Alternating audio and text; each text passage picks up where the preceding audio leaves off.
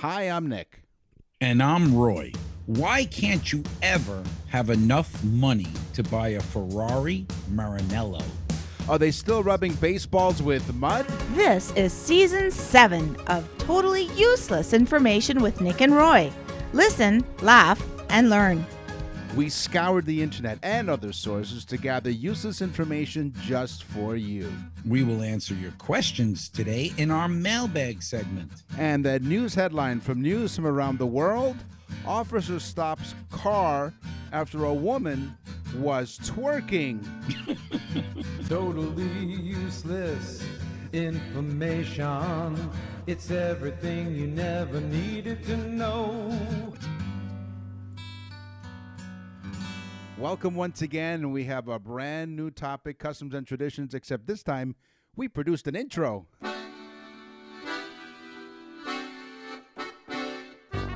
Willkommen, bienvenue, benvenuto, bonjour. Welcome to Customs and Traditions with Nick and Roy. Here you go. So we are bringing back a guest, and actually he was a victim, and we bring him back for a follow-up interview. He was a victim of a heinous crime. He was a victim of the Lederhosen heist, if you remember, a few weeks ago. Which, by the way, is one of our most listened to episodes. It so is. if you haven't heard it, go back and listen to it. It's the one where the guy with the poop who That's writes the right. stories about the poop is in it. That's right. Ron Bloomer was the author. He wrote books about poop. And then we ended the show with the Lederhosen heist victim. Well, the reason why we're bringing back the victim of the Lederhosen heist is because he has his Lederhosen back. And Oktoberfest, we are in October, which means it's Oktoberfest time. And he is dubbed the king of Oktoberfest. George. Nick, Yes. he's not just that. I call him the Duke of Detectives, the Prince of Policing, the King of the Oktoberfest, George Mr. Oktoberfest. Wow. Welcome, George. Boy, what an introduction. Boy. I'm so impressed. What, can we call you George? Because I know we changed your name. By all means. That's Okay. what my mommy called me. I would like to open up, George, two facts. Number one, you did get your lederhosen back. And number two, have you ever had a woman twerk in front of you? Those are just two questions. Well, first of all, yeah, I did get my lederhosen back a little bit on the dirty side. I had to get them cleaned, etc., etc. But twerking in front of me? Have you? Here's another question. Have you ever twerked in your lederhosen? Well, wait a minute. I'm still trying to figure out exactly what the hell everybody's talking about. They twerk this, twerk. Wait a minute. I have a definition of twerk. Explain to me what it is. Okay, twerking would be an action of the human body, whereas the hip motion makes the buttocks shake up and down. Up and down. Yes. Not sideways. No. Well, sometimes sideways, up and down. We can't tell unless you put it into slow motion. Right. But have you seen women do this, George? Yes, but I wasn't too sure what to call it. Otherwise, it was like a come on type of thing. And I'm in my lederhosen. Yeah, And can you imagine? I would have guessed that you would experience that, being the Mr. Oktoberfest, that women would probably want to twerk in front of you just to entice you to speak to them, I guess. Yeah. They were after your schnitzel. So explain to us what goes on in Oktoberfest, because you have been, how many years have you been part of Oktoberfest? Let's go back from 1968. Wow. Wow. Do the math. That's Nick's department. Yeah, exactly. Well, You've been doing it at least 5 years. Yeah. 74. No, 1968. Yeah. Yeah. You've been doing it for like 40 years. Yeah. Yeah. 40, Why not? 47 No, years. of course, why not? I mean, Oktoberfest's a blast. Everybody knows that. I mean, Yeah. look at it. I mean, people are having fun. They're drinking beer. They're running around in leather clothing, which is usually reserved for pornography. Usually. So what got you involved in Oktoberfest? Like, how did you start all that? Way back when I had what they called a legitimate kosher type job, if you were to use that expression, it was I was a business type man, and someone said, "Hey, you own some drumsticks and a drum?" I said, "Yes." I need somebody to fill in because the guy that I use as a drummer, and this was a German guy that had a little band. He said the guy hated polkas. I said, so I was born with polkas up my you know what. So anyway, I went there, and that was in Kitchener, of course, if I can mention that. And I said, this is craziness. This is fun. This is nuts. George, I listened to that episode that you were on with us, and I'm a lot of people wrote into us and they said, this poor guy, somebody broke in his house and stole this man's leather clothing for a German festival. And we literally had to send people information to say, yes, that's the truth. We didn't make it up. And so people are interested to hear from you, George. I'm glad that we have you back on to clear any of these things up. And I'm glad the pants, I call them pants, but my lederhosen fit very well. Good. And they look good. And as a matter of fact, now that you're mentioning it, I think wearing them, I should try some twerking with them. You should, definitely. But don't twerk too much because that leather can chafe, Yeah, that's right. Exactly.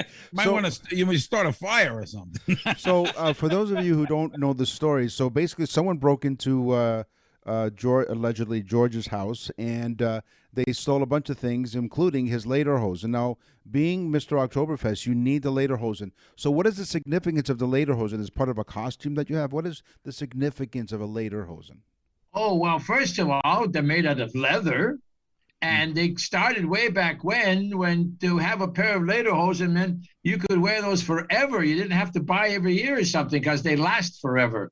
My lederhosen. That's what the cow thought. Well, yeah, that's what the cow thought until somebody said, hey, we can use your covering. Yeah. And so my lederhosen, believe it or not, that's why it was sentimental, not just because of the leather.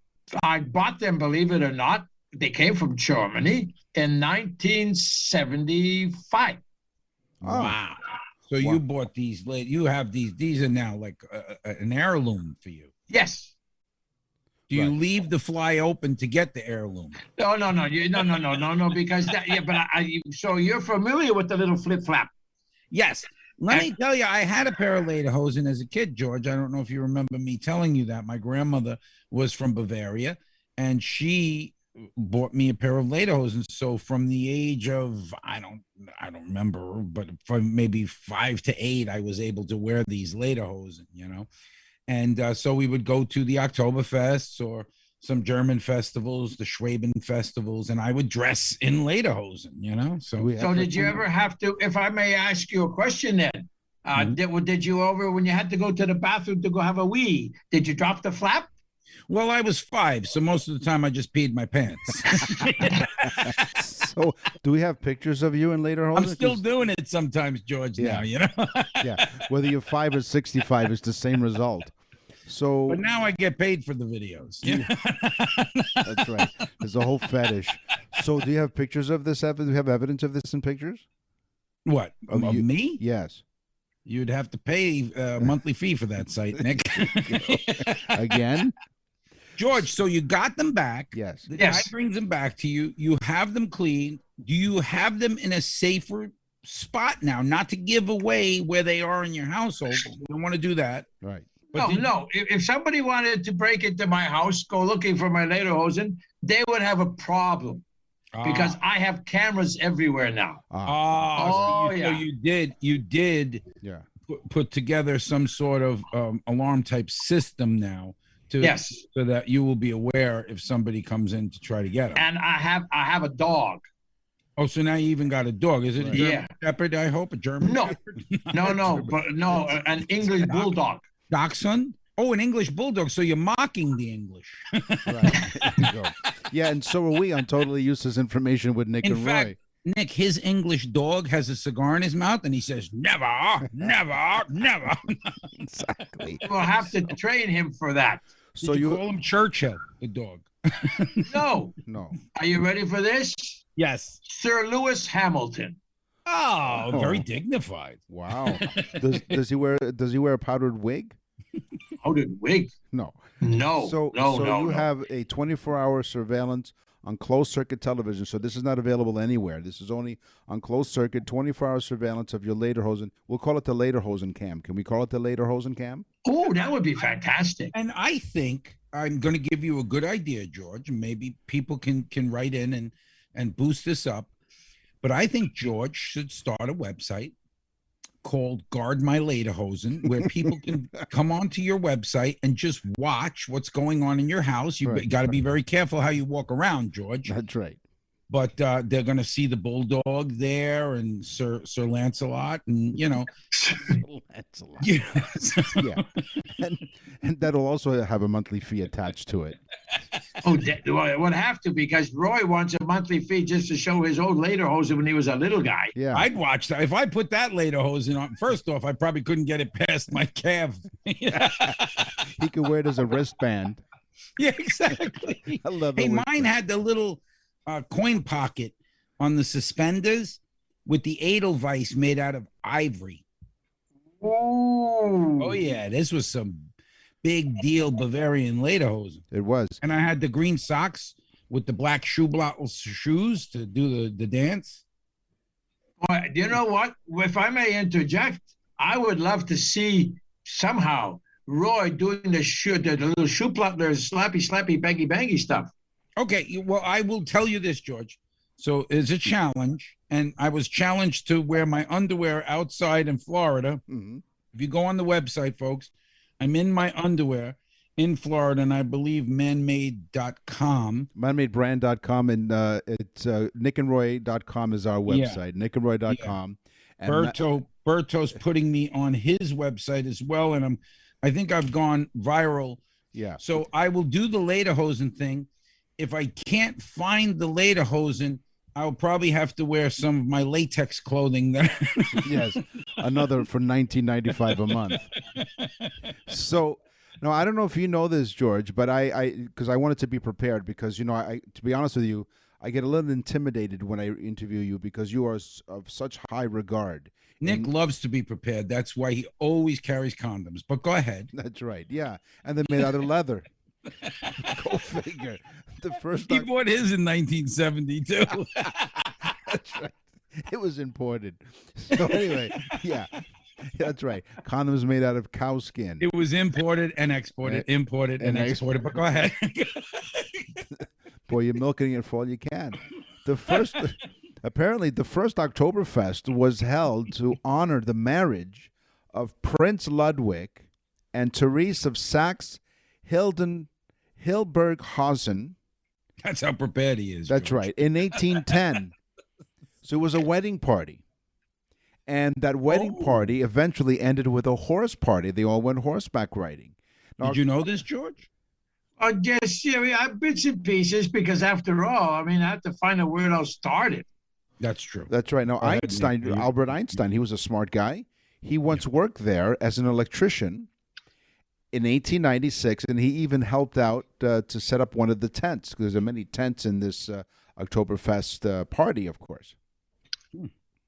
And the thing is, there was a lady, a Fraulein, that was carrying this year apparently 18 1-liter steins filled with beer. She picked up at a table, pushed them close together, and it brought them towards her chest and walked a certain distance, and they carried 18.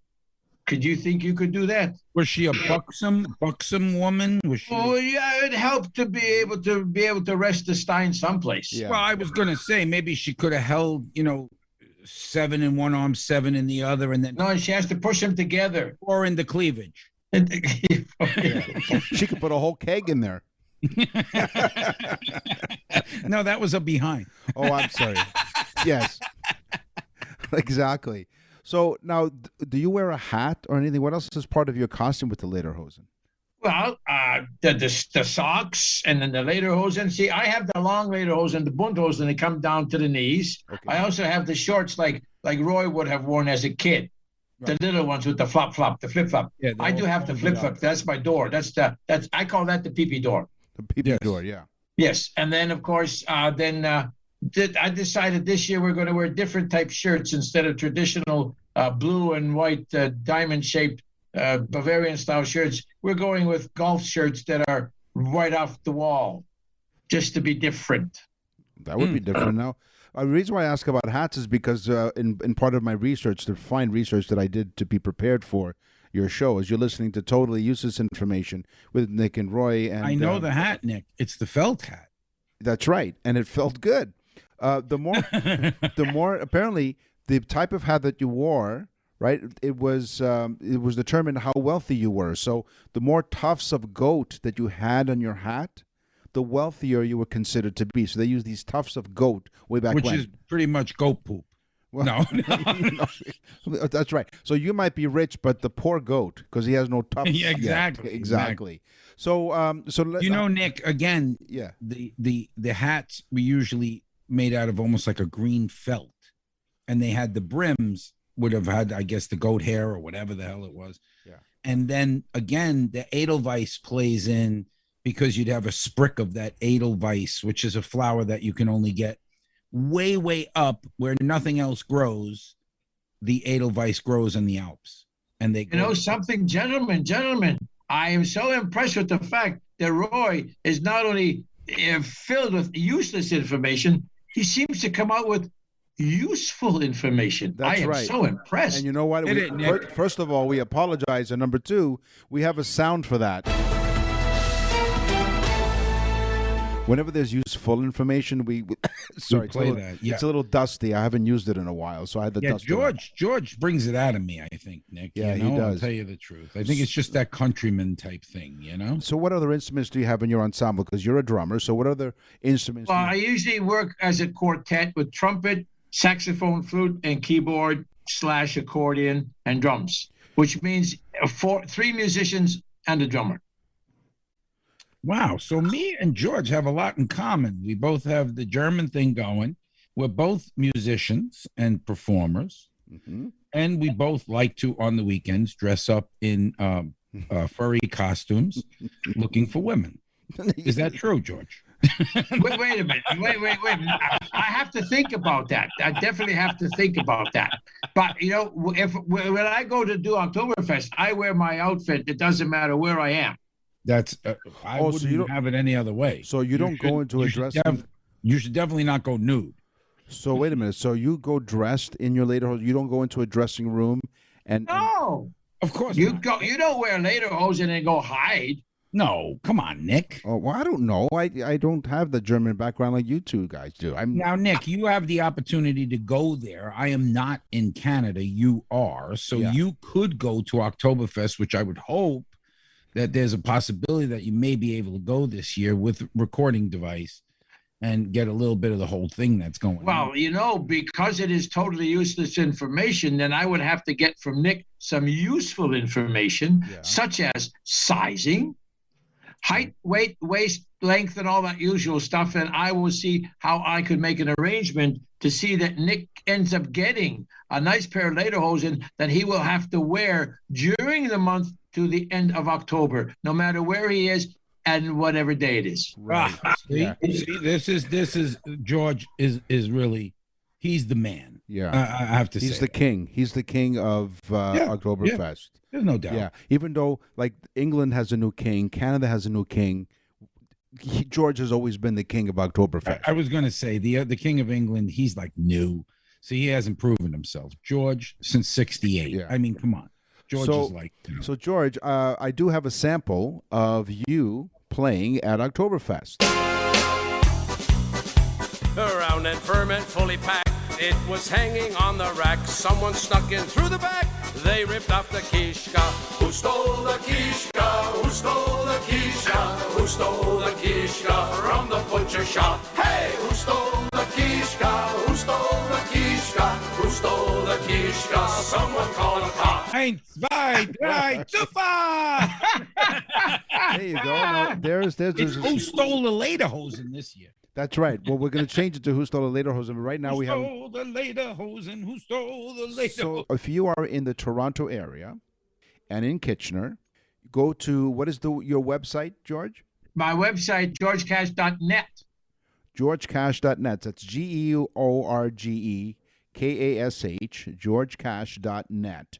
That's your website. You go there, find out all kinds of information. If you can't make it to Canada, you can certainly check out the audio and some video there as well. But I will try to go his down. password is 1, 2, 3, super. Right. Try to spell that one. George, we can't thank you enough for joining us once again on Totally Useless Information with Nick and Roy. Listen, guys, have fun. And I keep listening to find out if I can get little snippets of useful information. And there's the odd one that sneaks in. Yeah. But the useless information, that's phenomenal. Yeah, if you're the king of Oktoberfest, we're the kings of useless information. Well, danke schön, George, und auf Wiedersehen. Yeah, well, danke schön and ciao and grazie and 1, 2, 3, 4. Yeah, danke schön, and I'll have a schnitzel. You're listening to Totally Useless Information with Nick and Roy. This is Totally Useless Vehicle Information with Nick, Meet, and Roy. Someone asked me, why does the lady say meet for me and vroom for Roy? I said, I don't know. We just gave her a script, and that's what she came up with. Nick doesn't want to know. That's right. So have you ever wondered there are these black dots at the edge of your windshield?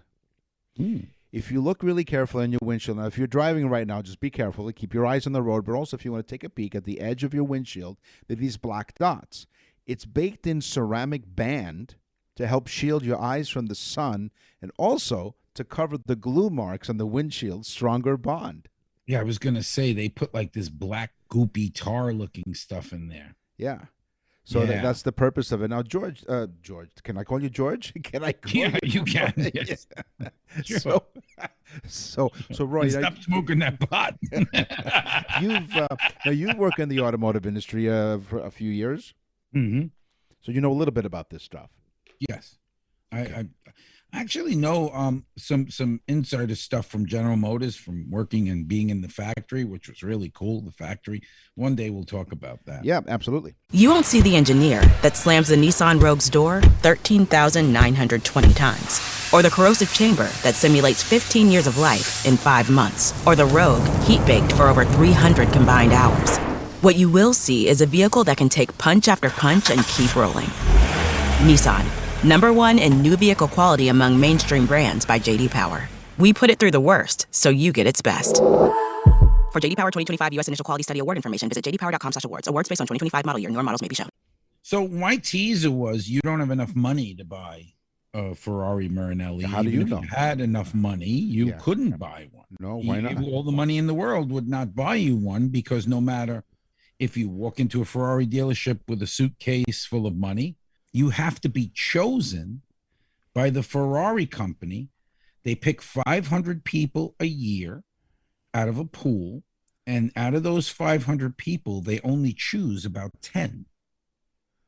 And those 10 people, those 500 lucky people are even thought to be chosen, only 10 will get a crack at buying the Maranello. If those 10 don't want it, they'll pick more, but most of the time the 10 will buy it. Sammy Hagar, remember him from Van Halen? Right, of course. Okay. Yes. Now, the real lead singer. That's right. If someone was going to ask you, if you're walking along the street and they say, "Hey, Roy, what brand, who makes the most tires in the world?" What would your answer be? If someone asked you, who manufactures the most tires in the world? Kumo. Bridgestone, Michelin, Como, right? Yeah. Nope, none of them. There's one manufacturer that makes millions and millions and millions of tires, more than any other competition. The brand is Lego. Oh, no. The Danish toy maker is far and away the world's largest tire maker. The company makes 100 million more tires than second place Michelin. See, that's cool. So now this is the kind of info. So first of all, you're listening to Totally Useless Information with Nick and Roy, and you're welcome. So you can go to a party and say, "I bet you that I can tell you which manufacturer of tires sells more tires than anyone else." And they'd say, "Yeah, Michelin or Como, it's Lego." And then you're going to win whatever it is that you win. And they'll say Lego my ego. The average car remote that you push the button on, yes, it will work approximately 256 times before it needs a battery change.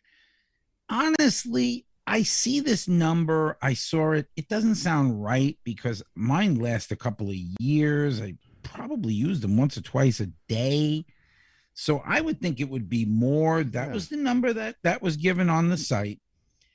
And it'll do that. But this was what really got me. If you hold the remote up to your head, it will increase the range by more than 10%, because the space inside your skull acts as an amplifier. Now think about this for a second. You hold it up to your head, the space inside your skull acts as an amplifier. Right. 10% more range. In Nick's case, 60% more range. I was going to guess 50, but I couldn't do the right math because a lot more space up there. More space. So if you hold the car remote close to your head, you're going to increase the range by 10%. Well, I keep pushing the button and opening my mouth. Heck, I sneeze and I go open up the garage door. The Ford 150, the Ford F-150 is programmed with over 150 million lines of code. Software for the vehicle's onboard computer continues to grow more complex, as evidenced in the enormous number of lines of code in the Ford F-150. Most of the code is written in proprietary computer languages, and we thought there were over 8 million lines of code to operate the F-35 fighter jet was a lot. So if 8 million lines of code can operate an F-35 fighter jet, it takes 150 million lines of code to operate a Ford F-150. Wow. And you know why it's called a F-150, right? Because of the 150 million lines of code? No, because it's 1,500 pounds, which is a 1 ton. Yeah, it's 1,500 pound payload or something like that. Wow, thank you. See? Listen, laugh, and learn. And that's why Chevy has the 1,500. You know, they go by what the payload is. There you go. 2,500 is 2,500, 3,500, 3,500. And that information by in of itself is a payload. It's just a load. Yes. Have you ever seen a smart car? Yes, I have. Stupid, right? It is. Okay. Yes. They should have called it the stupid car. I mean, who buys this thing? Stupid. Number one, it doesn't really run very well. No. It doesn't handle very well. It turns horribly. It's scary as hell. And if you get in an accident, that of a bicycle, maybe above the 18-mile-an-hour range, you're a dead man. So dumb, stupid car. But somebody decided they want to check out the world record of how many people they could fit in a smart car. No, they didn't. Really? They did. And the world record is 19 people. Okay. 19 people fit in a smart car. And boy, let me tell you, they're familiar with each other now. Okay. Not only that, it was 19 people fit in the smart car. And of course, now it's 24 after Weight Watchers. That's right. Oprah said so. That's right. Wow. But who? Okay, that's a great fact, right? But who thought of this? People. So someone sat there and they said, "Okay, let's invite 18 of our friends, and just try to cram inside the car." Thus, the reason to stop the legalization of marijuana. That's right. It's going on 4 years up here now. I think it's 4. Is it 2? Is it 1.5? We're not sure. We're not sure how long. Hey, man. Yeah, man. Stop asking. As the Doritos. The Honda Prelude was the first mass-produced car to have 4-wheel steering. Oh. In 1980, Did not know that. 1987, Honda offered a mechanical 4-wheel steering option on its third-generation Prelude. More than 80% of the buyers ponied up for this option, but Honda expected only 30%. The Prelude's performance was also surprising, as it outran established players such as the Porsche and Ferrari in a slalom with a record speed of 65.5 miles per hour. So more ordered it than they thought. That's right. And it took a turn for the worse. It did. Just made a wrong turn. The Honda Prelude. Oh, my God. Oh, I'm sorry. That's 4 people steering. That's right. Yeah, when you put 19 people in a smart car, who's going to steer? Well, that's a Polish car because you need 4 to steer and about 8 to work the brake and 6 to work the gas. That's right. And then somebody's got to put it in gear. Well, speaking of gears, I was just thinking, with those 19 people in that smart car, who gets to sit on the stick shift? So Nick. Do you know who's the one that got stuck with the so to speak, with the stick shift? The one with the biggest smile on their face. That's the one with their face pressed against the windshield. Hey, little boy. And confuse With the your face pressed up against the bakery store window. There are no jelly donuts for you today, only death. So their faces pressed up against the window, and the mosquitoes on the other side of the windshield are really confused. Yeah. 60 million cars are produced every year. It's a lot of cars. 60 million. Right. So I said, Roy, break out the handy dandy calculator. Okay. 60 million cars are produced every year. That's 165,000 cars per day. Oh. And you start to see how staggering that number is. Yes. That's 6,875 cars per hour. And 115 cars roll off the line every minute. So that took you approximately 45 seconds. Right. So in that period of time, 115 roll in a minute. So basically 100 cars were born in the time that I said that. Or 2 electric cars. A year. It's electrifying. Hey, thank you very much for joining us. We invite you to visit our website at nickandroy.com. We have all kinds of stuff there. That website has grown from just, having episodes on there. We have past episodes from our previous 6 seasons. We also have an opportunity for you to send us an email, which we'll get to later in the show. Right now on the website, you can see pictures of Roy in the Man-Made brand underwear. Okay, he sported, and the socks. Outdoors, of course. Florida. In Florida. That's right. That's the only way he could do that. I no longer use them in the confines of my own home. No, you can't, because his wife said something. No. So then also you can go to nickandroy.com, you click on birthdays, and you can order a very special birthday message for your very special loved one. You've got to do it, folks. It is the greatest gift idea ever. When you have a person, they go, oh, what am I going to buy them? They have everything. They don't have this. It's a customized birthday message from Nick and I. We do an actual little mini show for that person, all about the day of their birthday or the special event. You've got to go on nickandroy.com, click on birthdays. You can hear a sample. It is the coolest gift. People are going nuts. Our emails are filled with people. We're doing loads of them. Thank you. Yep. And it just is a great gift. It really is. I mean, we've sent them to our own family, and they're like, oh, my God, that's great. They hear us all the time. Yeah, they hear us do it all the time. They go, that's really nice, and then when they hear their own, they're really moved by it. And my favorite comment when we asked for feedback, my favorite comment was when she said that she didn't know what to expect. But then again, no one does, or totally useless information. She said that she didn't know what to expect. She thought we were just going to give some random, totally useless information and just wish a happy birthday. She was blown away when we personalized, like you said, we personalized the message. nickandroy.com/birthdays. nickandroy.com. You won't see the engineer that slams the Nissan Rogue's door 13,920 times. Or the corrosive chamber that simulates 15 years of life in 5 months. Or the Rogue heat-baked for over 300 combined hours. What you will see is a vehicle that can take punch after punch and keep rolling.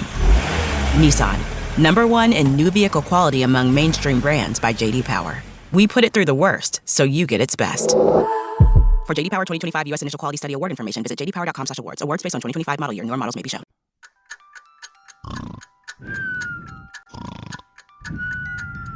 And now it's time for Totally Useless Information with Nick and Roy as they present Dreams.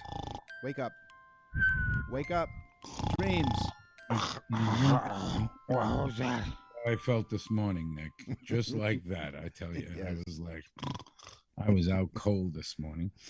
Nick has expressed his disorder to me called nocturnal emissions. No, not from his tailpipe of his car, but from his actual tailpipe. What? 86% of men have experienced what's called nocturnal emissions, which is a wet dream. Oh, I thought it was maybe passing wind in your sleep. I like nocturnal emissions better. Wet dream sounds disgusting. Yeah. Okay, nocturnal emissions. Some men have experienced nocturnal emissions 5.5 times a week. Now, it says 5.5 times a week. what is the half nocturnal emission? I really don't get that one. Is that like, the guy wakes up and actually tries to fool himself, like telling his wife, yeah, it was great, honey. And she's like, who is this? Half a nocturnal emission. That's right. Did he get up? Was he woken prematurely? I don't know. That's right. He woke up prematurely. That's what happened. That's the half. That's it. We just figured it out. So you don't need to be a scientist. We just figured it out. You wake up prematurely, and there's your half of nocturnal. I wanted to ask George about this, but I forgot. Yeah. So, for honest to goodness, I thought when you said nocturnal emission, I'm thinking that's when it's a condition where you pass wind in your sleep, but that's not. It has nothing to do with that. Oh, yeah. So make believe that you didn't talk to me about it, but go ahead. I told you to keep it a secret. Dreaming strange is normal. Speaking of strange, many of your dreams are strange because the part of your brain that's responsible for making sense of things shuts down during dreaming. So if you think about all the dreams, Nick's while he's awake. That's right. Yeah, you're talking about the part when the brain shuts down. Yes, absolutely. Every day, at least 85% of the day. And the other 25% of the day, do something else. Nocturnal emissions. See what I said? The other 20. So you said 85%. The other 25%, I do something else. That's 110. I know.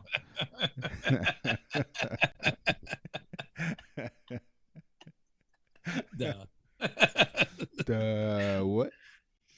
So, yeah, go ahead. Did you have anything else That's to it. say? That's I have nothing else because my brain shut down. Oh, my God. If people or yourself doesn't seem right in your dream, it's because your brain may not put all the pieces together completely. And what I mean by that is things may look screwed up. Like, for instance, you may have this guy, Dr. Chris Winters, who is throughout my dream thing. Dr. Chris Winters figured out that you may see yourself or someone else as missing a hand or fingers, or their face isn't complete. They're missing a nose or something. And this is normal. Excuse me. 3, 2. This is normal. It's basically that your brain is not putting together completely what it sees normally. So because your brain is saying, who cares if it's a dream? Who cares if I leave out a nose or some distinctive feature, a color of eyes, or, so it's basically normal that if you don't be scared in your dream, if you see yourself with, one hand missing, because it's actually normal. And I guess, we're not all Michelangelos. We can't all paint a picture with a brush and make it look good. And again, painters have problems painting hands. Isn't that crazy? They have a problem painting facial features and hands. Right. Interesting. So what I was thinking when you were describing all of that is you're basically Picasso paintings in your dreams. Exactly. That's exactly what the guy's talking about. It's more cubistic, I guess. Then. Yeah, I used to have hibiscus once, but then I ran out of crackers. Hey, you forget whatever. You forget what the hell you're talking about. Anybody who figured that one out, please email us at nickandroy.com. nickandroy.com. Hey, you forget 90% of your dreams, or 90% of this program. Within 5 minutes of waking, half of your dream is forgotten. Within 10 minutes, 90% is gone. Remembering dreams can be difficult, but there are a few ways for you to remember them. One is to keep a dream journal and try to play back and note down everything that you can remember from the moment you woke up. Keeping a regular dream journal will strengthen your cognitive abilities and train your mind to remember dreams better in the future. And if you wake up and have time to write in your dream journal, I'll also say, get a life. Because I wake up, run, grab a cup of coffee, jump in the shower, and out to work. Right, yeah. Never mind writing a journal. Wow. In dreams, this Dr. Chris Winter, he did this big study. and I found a lot of it very interesting. So in dreams, your brain finds it hard to recreate walking. And I thought about this, and I've never really remember the walking. He says, dreams of running, but you don't actually see yourself running. It's kind of like what you see in front of you, because I guess it's you, but your brain has a hard time recreating walking. So next time you're dreaming, or if you're Nick right now, look down, and it will seem as though your feet are floating. They're not actually connecting to the ground, because your brain has a hard time of setting the parameters or the perspective up of your feet running on the ground. So in dreams, your mind cannot recreate walking or running. That's amazing. Now, a typical dream, but one might wonder, how long does a typical dream last? According to researchers, we dream for about 2 hours every night. Mm-hmm. During that time, we normally have a few dreams of different durations, from 5 to 20 minutes. Because they say sometimes you may think it's all one dream sequence, but according to some of the researchers in this study, they found that there are different dreaming sequences that can last from 5 to 20 minutes. A fascinating fact is that we, on average, spend 6 years dreaming during our lifetime. Wow. 6 That's years. Crazy, right? Yeah. You must be dreaming. I don't dream all that much. And when I do, they're usually the same dream. So I don't even call them dreams anymore. I call them clumes. Clumes. Yeah, Heidi Klum. Oh, right. A recurring clume. And usually my dreams last about 1.8 minutes before nocturnal emissions. Yes. And 2 minutes before the authorities knock on your door with a restraining order. Well, this Dr. Winter, he loves dreams. He does. In fact, he's the guy who did the nocturnal emission thing, got 86% of men to say that they do that. That's right. Dr. Winter also did a study on, can you train your brain to control your dreams? That's the name of the study. Dr. Winters did this study, and it says that, let me start that again. Sure. 3, 2, all, okay. All right. I'm going to start from the beginning. Sure. 3, 2. Dr. Winters, the guy I was talking about before, also did a study. He's a big guy with dreams. He did a study. Can you train your brain to control your dreams? That's the name of the study.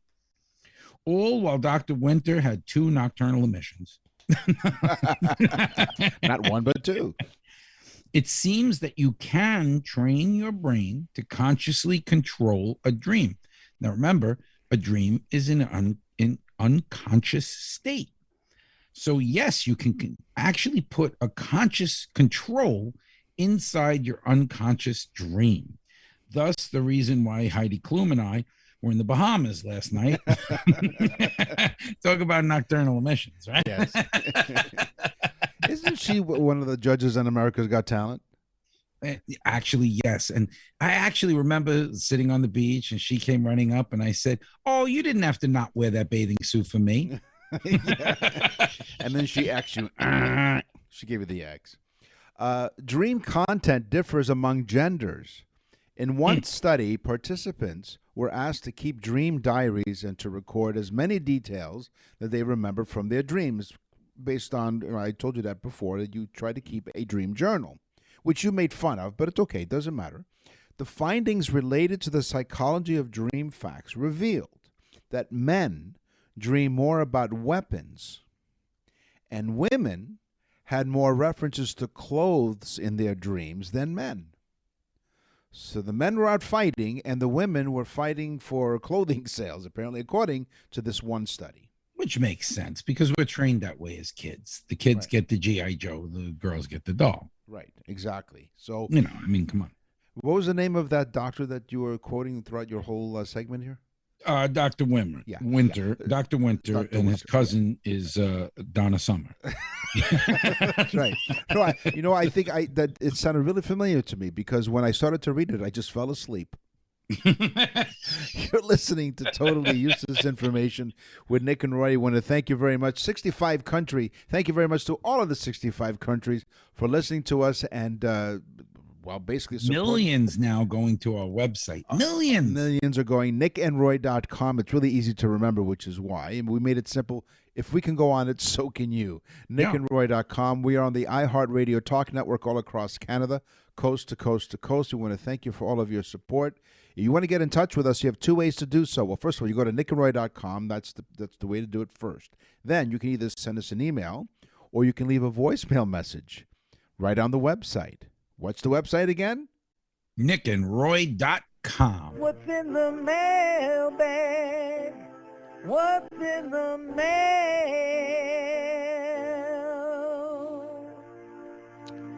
My mailbag today comes from Millicent from White Plains, New York. Dear Nick and Roy, we love listening to your show. We really can't wait for your new episodes every Thursday. Yes, we do release our episodes every Thursday, and we're on the radio, as we mentioned, we're on the radio every weekend. I make sure that I subscribe on my favorite podcast platform, which she says Spotify. We're on all your favorite podcast platforms, Spotify, Apple, iHeart, whatever you got, we're there. And so I have it on my phone every week. Here's my question, since you guys are full of useless information. Thank you. Yeah, I was going to say full of. What? Okay. Why is a fountain pen called a fountain pen? Ooh. Thanks. And I think I have an idea, but go ahead. Okay, she says thanks, and I cannot wait to hear your answer. Love, Millicent. Well, Millicent, first of all, thank you very much for sending your email. A fountain pen refers to any pen with ink stored inside the barrel of the pen that uses a metal nib to apply the ink to the paper. Is that what the old nip? The old nip, they call it. That's right. The old nib. No, nib, not nip. Nib. I write just to play with the nip. Yeah. That's right. He is a stimulated writer because he plays with the nib.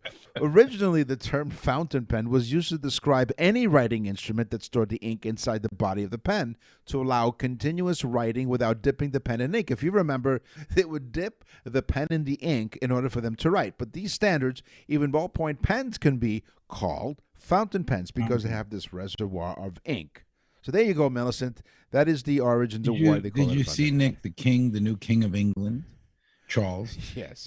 I did not know that he's a neat freak. No, I didn't know that. Complete and utter neat freak.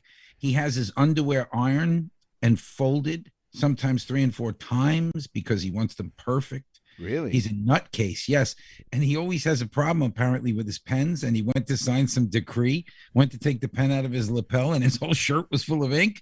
And he got visibly mad.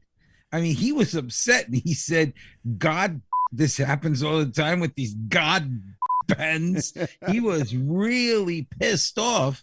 And Camilla, yeah. She's Camilla. She is Camilla Iwilla, they call her. She's now the queen consort or something. She's the queen, yes. Yes, or some sort. Of some sort. Okay. I have mail from Scarlett of South Dakota. So you have a scarlet letter? Yeah. No.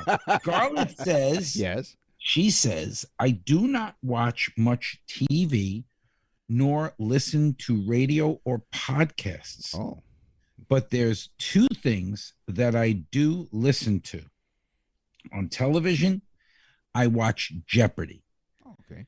And I listen to Totally Useless Information with Nick and Roy every week. So she's heard every show.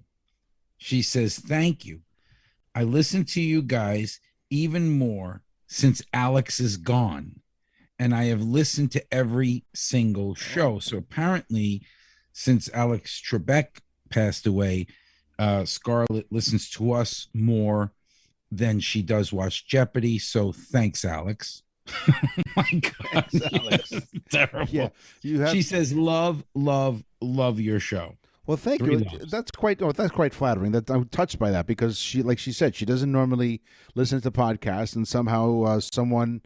Like you always tell at the end of every show, tell a friend about the trend. Yes, you tell your friends about our show, and obviously Scarlett wrote you a letter and told you all about it. You're listening to Totally Useless Information with Nick and Roy. And now for something completely useless.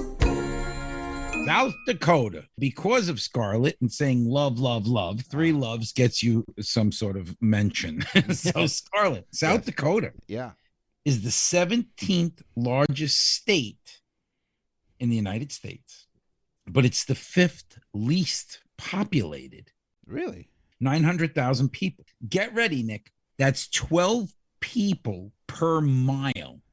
Wow. And just think about like Manhattan, it's like, 40,000 people per mile. You know what I mean? 12 people per mile in South Dakota, the 5th least populated. What the hell? I know Alaska is the first, I believe. Yeah, Alaska. The sheer mass of the That's state. right. But go ahead. What's state. your useless fact? Idaho. During the average lifespan, a person produces enough saliva to fill 2 swimming pools. That is gross. That's almost like nocturnal emission. That's right. We haven't measured. Just coming out of a different spot. It's being emitted from a different portion of Next your body. thing we're going to be talking about snot, folks. So don't worry. It's not We've true. already had Bloomer on. Hey, he wrote a series of books about stuff that comes out of your body. We should have Ron Bloomer on real soon, right? We got to get him on. So again. He's the great. average person, the average human, produces 1.2 liters of saliva each day, which is about 730 liters a year. So if you do the math, because I sat there and I did the math, the average life expectancy is just over 70 years. And it's hard for him to read because he drooled on the paper. That's right. All of the ink, because I wrote on a fountain pen, all of the ink has now become... I was thinking of Heidi Klum having a Klum. The plume of the pen.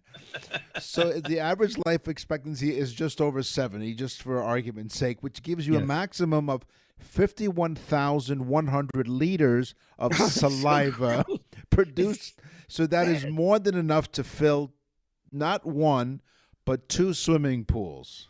Wow, that's disgusting. You won't see the engineer that slams the Nissan Rogue's door 13,920 times. Or the corrosive chamber that simulates 15 years of life in 5 months. Or the Rogue heat-baked for over 300 combined hours. What you will see is a vehicle that can take punch after punch and keep rolling. Nissan, #1 in new vehicle quality among mainstream brands by J.D. Power. We put it through the worst, so you get its best. For J.D. Power 2025 U.S. Initial Quality Study Award information, visit jdpower.com/awards. Awards based on 2025 model year. Newer models may be shown. So today on the show, we talked about customs. We had George. We'll call him George because he's given us permission to do so. Can you call him George? Yeah, he said we can. We thank him for an update, and check out his website, georgekash.net. Cash is K-A-S-H. We talked about cars. We talked about dreams. It's time for the news. And now, from around the corner and around the world, this is TUI News. A woman who was dancing on a dashboard of a car that she was riding in drew the attention of a conservation officer recently, ended up getting herself and the driver of the car ticketed. It's not Florida, so relax. Relax, it's not Florida. She was dancing on the dashboard of the car. It was in motion. Michigan Department of Natural Resources Conservation Officer David Schaumburger. So wait, what you're saying is that it wasn't just the car that was in motion. That's correct. She was dancing on a dashboard, not dancing on the ceiling like the great Lionel Richie song. Mm-hmm. Michigan Department of Natural Resources Conservation Officer David Schaumburger was... So did the cop drive up and peel off a few dollar bills into the car? Well, he was patrolling the Bell Island when he noticed this woman. She was twerking on the dashboard of the car behind him. No. With her buttocks towards the windshield? The woman was sitting backward, not wearing a seatbelt, and dancing in the car. Now, yeah, but she had her airbag placed towards the windshield. Second generation. Schaumburger stopped the car and, after approaching the vehicle, saw 2 plastic cups filled with an unknown liquid. The driver told the officer there was juice in the cup, before Schaumburger asked if there was alcohol in it as well. Happy juice. Right. Happy twerking juice. Twerking juice. Twerking juice. The driver confirmed, yes, there was alcohol in the cup. And Schaumburger also noticed an open bottle of tequila on the passenger. Oh, my God. And the cop said she should put a seatbelt on tequila. That's right. Tequila. No, so she was twerking her buttocks. Yes. In the windshield. While the car was in motion. She was, see, her. This is distracting, Nick. Because if I was driving and someone was twerking in the front seat, it would be very hard. Plus, there is a possibility that she could have messed up the heads-up display somehow. Her headlights went on because she covered the sensor. Talking about a backup camera. Yeah, that's right. There was a backup camera on the front dashboard. And plus, when she sat back in the seat and the radar detector went off, we know where that went. Her butt was speeding. Her butt was, the speed limit was 60. You know, they talk, those radar detectors. Mine goes, laser, laser. And in her case, it was stuck in there and it said, help me, help me. That's right. It's all muffled. Both women in the car were ticketed. Ooh, so there was two women. There were two women. For both. One the driver, one the twerker. That's right, the driver and the twerker. Hey, gotta get these facts straight, Nick. Yeah. Sounds like the name of a novel. The driver and the twerker. Yeah. Now, listen, the police officer, or he was a conservation officer? He was a conservation officer, and he was basically doing his job, patrolling Belle Island. It's the Michigan Department. So this is in the state of Michigan. Michigan Department of Natural Resources Conservation Officer David Schaumburger. So David was driving around the island when he noticed the buttocks in the window twerking. Twerking, that's right. Both women would. And he realized. So were they cited for open container? As a matter of fact, yes. Both women were ticketed for having open intoxicants in a motor vehicle. He said to the driver, I'm giving you a citation, and to the twerker, he spanked her. And she said, thanks. You're getting a spanking. You've been a really bad girl. The identities of the women were not released. Oh, so they kept them unknown. That's right. So now, unbeknownst to us, we could be driving in Michigan. That's correct. And some Michiganders be driving next to us, and boom, next thing we know, we see the full moon. And you gander over and there's someone twerking. If you do, that's why they call them Michiganders. That's right. They're gandering at that. They're gandering at the twerker. So they didn't arrest them. They were driving under the influence. And because they had open alcohol, they were ticketed for that as well. So they didn't dare give the ticket for like indecent exposure or anything, or distracted driver, or driving or riding in a vehicle without a seatbelt. There are many other charges here. This is many charges they could have. Plus the fact of, think about the safety risk. Thank God there was safety glass, because had she had flatulence problems, she could have blew the windshield right out of the front of the car. That's right. Then that would have been a mess. It would have been a mess. Hey, speaking would have had shards of glass in her buttocks. Speaking of a mess, that's all the time we have for this episode. But totally useless information with Nick and Roy. I'm twerking right now, Nick. Look. Oh, no. Oh, my gosh, my poor eyes. Hold on, let me sip on my tequila. We will scour the internet, among other sources, to gather more totally useless information for you next time. So definitely twerk as much as you'd like. Right, Tell a friend. Don't do it in the car. Keep your seatbelt on. Right. Okay. Don't twerk in the seat Safety either, first. you get chafed. Now tell all your friends. Listen to the show. We're in all over the world now, guys. Thank you so much. We really do appreciate it. You are what keeps us doing this every week, and we love doing it for you. Go to our website and look up the birthdays thing. You will be happy that you did. It's a great gift. I'm Nick. And I'm Roy. Thanks for listening. Totally Useless Information with Nick and Roy is a production of nickandroy.com. Visit nickandroy.com to access the full library of episodes, or wherever you get your podcasts.